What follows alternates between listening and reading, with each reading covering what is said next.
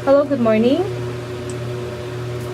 Good morning, ma'am. Good day. I'm Manilyn Pudol, 29 years of age, presently residing at Sevilla Norte, San Fernando City, La Union, 29 years of age, single.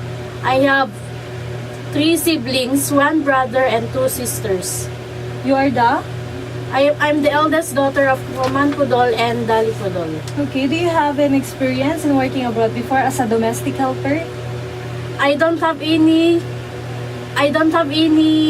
experience abroad as a domestic helper, but I work in Taiwan as a nursing aide, caring for the elderly patient for the last 3 years. Okay. May 2011 to May 2014. So you finished your contract with Yes, them? ma'am. How about in the Philippines? Do you have an experience working as a domestic helper? Yes, ma'am. I work as a domestic helper last January 2008 to 2010 as a domestic helper. Who is your employer? My employer is Rose Argote. How many are them in the family? They are 6 in the family, ma'am. How long did you stay in that employer? I stayed for almost 2 years, ma'am. Okay, what are your main duties in your previous employer? In my previous employer, I cleaned the house, washing, gardening, ironing, and cleaning. Okay. Why did you choose to work in Hong Kong? I choose to work in Hong Kong because of the high salary compared to other countries. Do you know how to cook some simple Chinese food? Yes, ma'am. I know how to cook some Chinese and Western foods. Like steamed fish, stir-fried vegetables, steamed chicken, chop suey. Are you willing to learn more? Yes, ma'am. Are you willing to take care of a newborn baby? Yes, ma'am. How about an elder person? Yes, ma'am. What can you teach to your employer's children?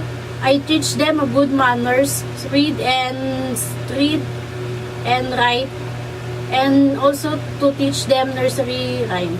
Can you sing a nursery song? Yes, ma'am. Can you give an example, please?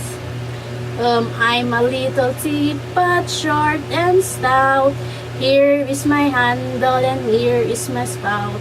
When the water boiling, hear me shout. Lift me up and pour me up. Okay, thank you. Now, what kind of employer are you looking for? Nice and understanding, ma'am. Are you afraid of dogs and cats? No, ma'am. So you're willing to take care of pets? Yes, ma'am. What can you say about yourself, your attitude? I'm hardworking. I'm loyal and I gain trust to the employer, ma'am. Can you give a short message to your future employer so that they will hire you? I hope they will give me a chance to be the helper in their family. I am hardworking and responsible. I will also finish my contract, ma'am. Can you promise to follow the rules and regulations inside the house? Yes, ma'am. Can you promise to do your best? Yes, ma'am. Is that all? Yes, ma'am. Okay, thank you.